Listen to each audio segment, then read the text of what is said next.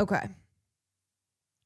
Monday's vote in the Knesset to impose a one-sided death penalty bill on Palestinians will further cement Israel's system of apartheid.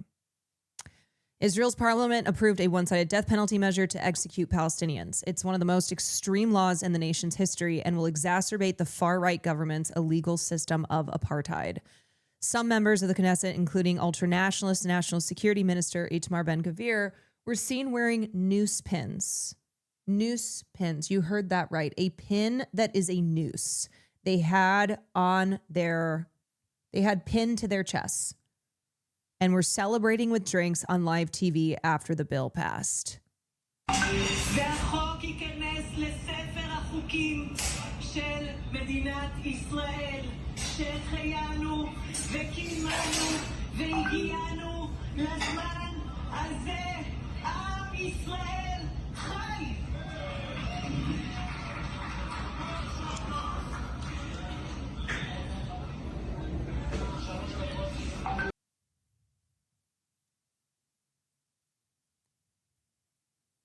Yep, that about sums it up.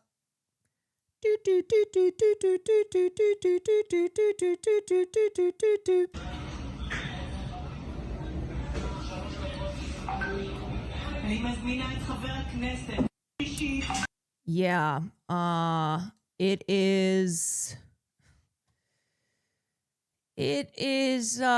truly evil. So you can see, here's the news pen.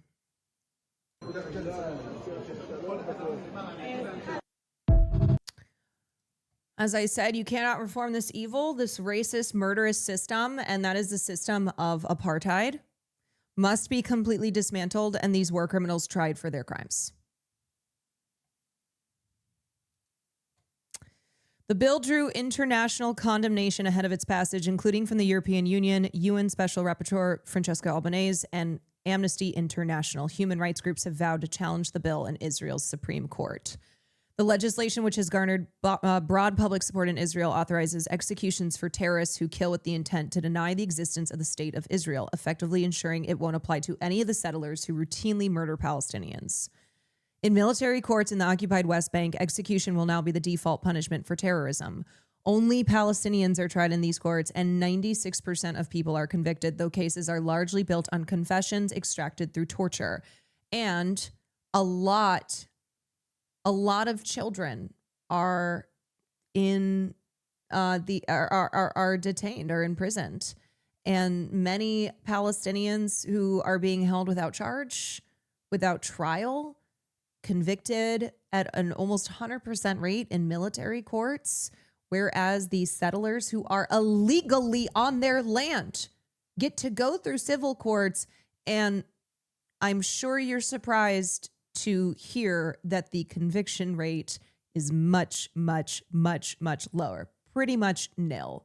And a lot of times they don't even choose to bring charges against them. I mean, they just let go the group of soldiers who on camera raped a Palestinian man. They were like, yep, they're heroes. Nothing criminal here. The International Center of Justice for Palestinians condemned the bill on Monday ahead of the vote as an extreme escalation in Israel's genocidal policies against Palestinians. Josh Shapiro said it's not a genocide or apartheid state because words matter. Yeah. And Gavin Newsom said it was an apartheid, but then he flip-flopped and he was like, it's actually not an apartheid. The progression of the legislation marks not just a profoundly unjust and illegal act of discrimination under international law, but a far more sinister escalation of Israel's apartheid legal systems. I mean, this is why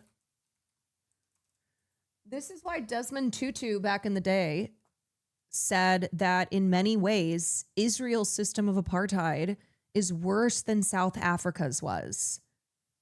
And this is a prime example of that. Not even South Africa passed a law like the one that Israel just passed. And Andy Bashir basically said nothing about it being a genocide, like an entire paragraph of nothing. Yeah, he was like, what? Fuck all those people. They should not have political careers. No support to them. None. This is not hard. It's not complicated. Israel is currently imprisoning about 9,500 Palestinians. According to the human rights group B'Tselem, and about half of them are under administrative detention. According to the group, the Israel Prison Service has already started to prepare designated execution facilities. I mean, we're talking concentration camps here. B'Tselem on Sunday called the bill another official killing mechanism that will further normalize the slaughter of Palestinians as Israel continues its genocide in Gaza and intensifies attacks in the occupied West Bank. The death penalty is a total violation of the most basic human rights, primarily the right to life. Israel enforces a comprehensive policy of killing and oppression against the Palestinian people in all the territories it controls. The death penalty law gives Israel's apartheid regime yet another tool for advancing that policy. On top of Monday's bill, the Knesset is also considering another death penalty measure to impose on alleged October 7th, 2023 attackers. According to Amnesty, that bill would effectively expand the unilateral powers of military judges and eliminate judicial safeguards. So are they going to hold Israel's own military and government responsible for issuing the Hannibal Directive for killing a lot of people on October 7th? Of course not. Okay, so this is from this is Amnesty's statement. Casual Nate, thank you so much for the gifted. Newly adopted death penalty law must be repealed. Israeli authorities must urgently repeal legislative amendments expanding Israel's use of the death penalty adopted today with a majority of 62 Knesset members, said Amnesty International. Today, Israel's parliament, the Knesset, adopted the first in what threatens to be a series of laws facilitating the use of the death penalty and a public display of cruelty, discrimination, and utter contempt for human rights. The amendment added to Israel's penal law, known as the death penalty for terrorists, expands the scope and facilitates the use of capital punishment at a time when there is a global trend towards abolishing it. It also dismantles fundamental safeguards to prevent the arbitrary deprivation of life and protect the right to a fair trial, and further empowers Israel's system of apartheid, which is maintained by scores of discriminatory laws against Palestinians. It speaks volumes to the extent of Israel's dehumanization of Palestinians that this law has passed in the same month in which Israel military attorney general dropped all charges against Israeli soldiers accused of sexually assaulting a Palestinian detainee, which was on camera. A decision celebrated by the prime minister and several ministers. Prime Minister Benjamin Netanyahu, wanted by the International Criminal Court for war crimes and crimes against humanity, was among those who voted in favor of the law. Yeah, they specifically thanked Benjamin Netanyahu for taking the time to return and make sure he could cast his vote. For years, we have seen an alarming pattern of apparent extrajudicial executions and other unlawful killings of Palestinians, with the perpetrators also enjoying near total impunity. This new law, which allows for state-sanctioned executions, is a culmination of such policies. And by hanging, every part of this is just... It just points to the barbarity of it all, the inhumanity, the total grotesque celebration of murdering Palestinians with impunity and legally. Not that it was stopping them before, but the new law explicitly creates two legal frameworks for the use of the death penalty in the occupied West Bank, excluding the illegally annexed East Jerusalem and in Israel.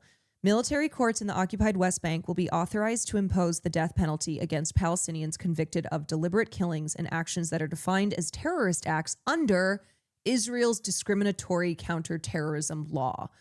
Only under special circumstances that the bill fails to specify will courts be allowed to order a life sentence, and life sentence only instead. So this is essentially, it's mandatory. The defense minister is authorized to determine whether defendants from the West Bank will be tried before military or civilian courts. Those sentenced to death are not entitled to pardon, making this one of the world's most extreme death penalty laws. And the big part of this is that it is specifically targeting one ethnic group. So again, settlers in the West Bank, people who are there illegally, who are committing crimes against Palestinians every day. Not only do they get to go through civilian courts, and not only are they rarely held accountable, but they are not subjected to this law. This excludes them.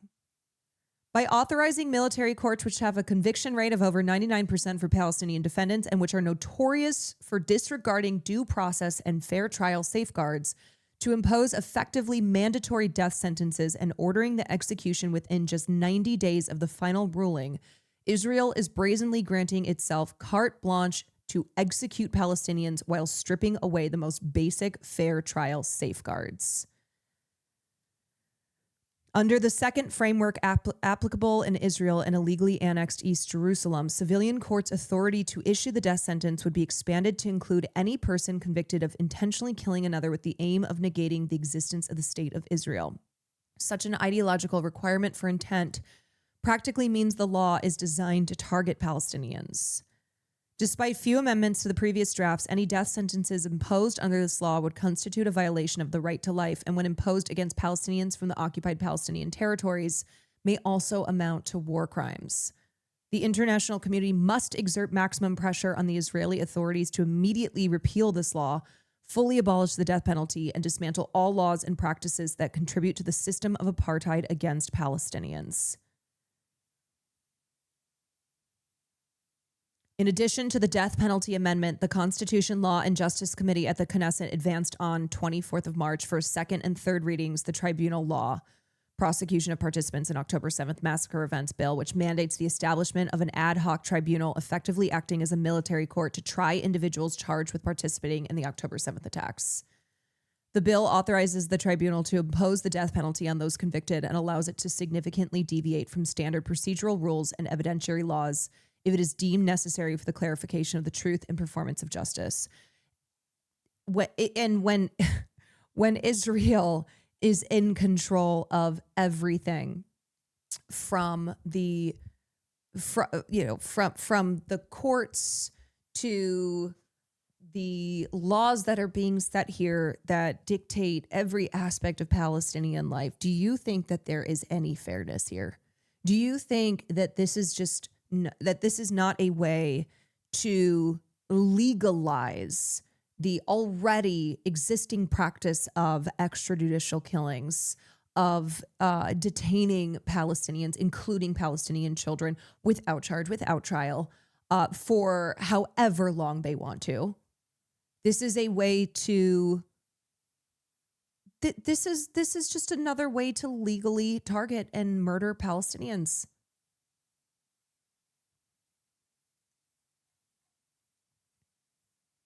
On the 50th anniversary. So this is Ofer Kasif, who's a left-wing Israeli politician, a member of the Hadash party, and has strongly condemned the Knesset's approval of legislation allowing the execution of Palestinian detainees, warning that the law is discriminatory and targets Palestinians exclusively. And yet again, where are the Democrats? I ask this rhetorically, of course, because they're too busy going after a Twitch streamer who they view as a threat to the Greater Israel Project, because he doesn't have a lot of fans, but yet is a threat to democracy and to the Democratic Party. Okay. But yeah, they are over there chirping, regurgitating the same propaganda. And meanwhile, this is happening. Of the Land Day.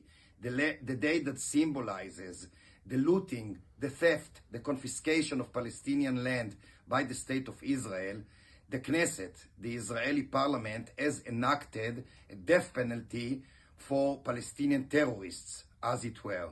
Actually, that means something else.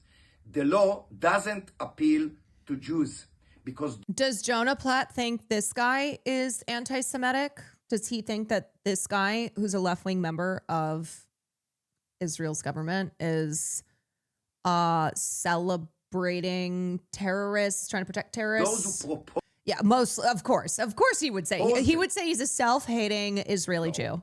Believe and say that explicitly, that there's no such a thing like Jewish terrorism. And by definition, accordingly, there's no such a thing like Jewish terrorists. that means the Jews a priori are excluded from the appeal of this law. On the other hand, they say, again, explicitly, that all Palestinians are terrorists, if not at present, in potential. The chair of the Interior Committee at the Knesset said explicitly and literally a couple of days ago that there aren't any innocent people in Jenin, nor innocent children in Jenin. That means, again, that all Palestinians are terrorists. And if this law says that terrorists should be executed and all Palestinians are regarded by them as terrorists, that means, in other words, logically speaking, that all Palestinians should be executed. We have to say something very clear. That's not a death penalty law. That's a genocide law. All those who supported, let alone proposed this bill, should be tried by The Hague. Yeah.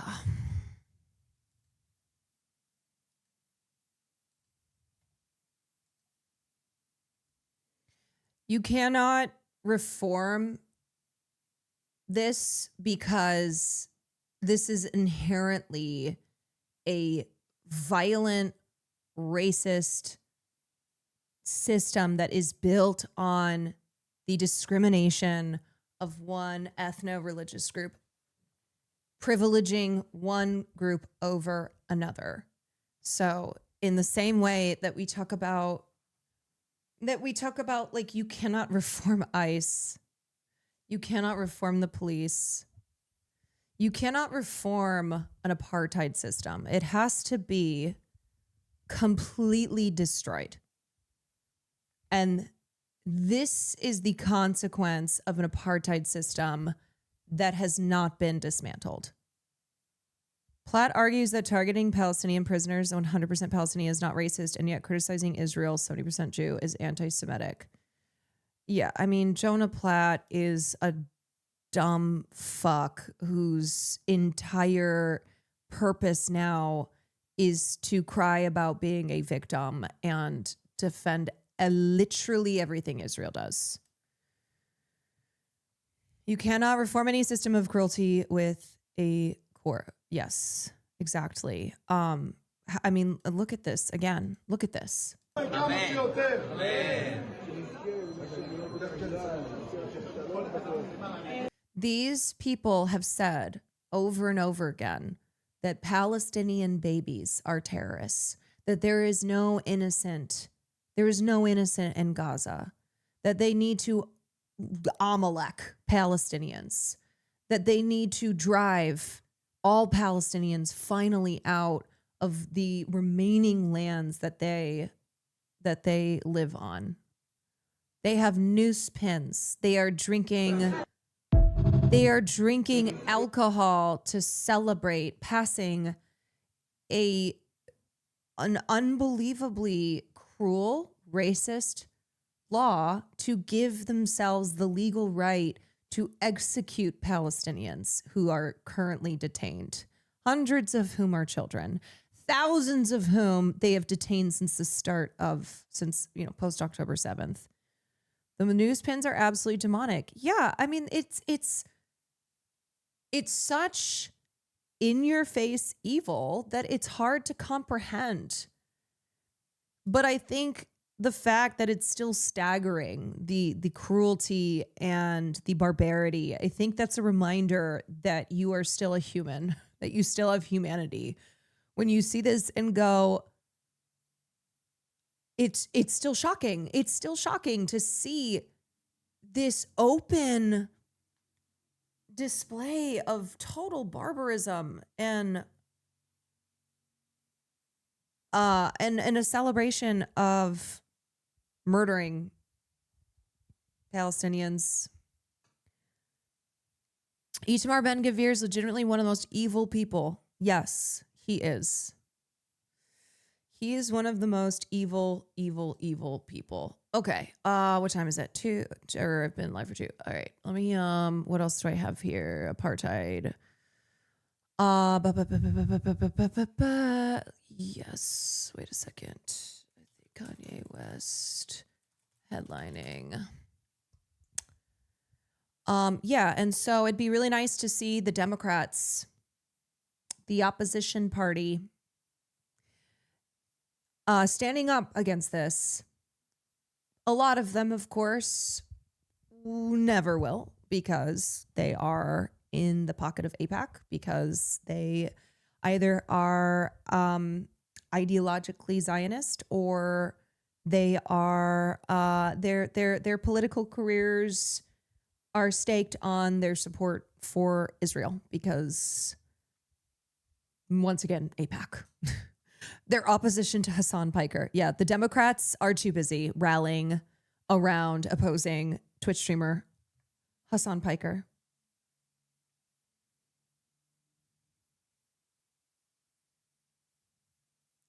I don't know if my mom is watching my stream, but she literally just sent me this. Mom, are you here? Are you watching?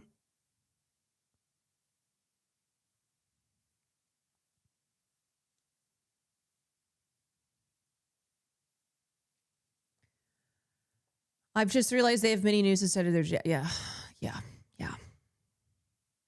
It's so sick.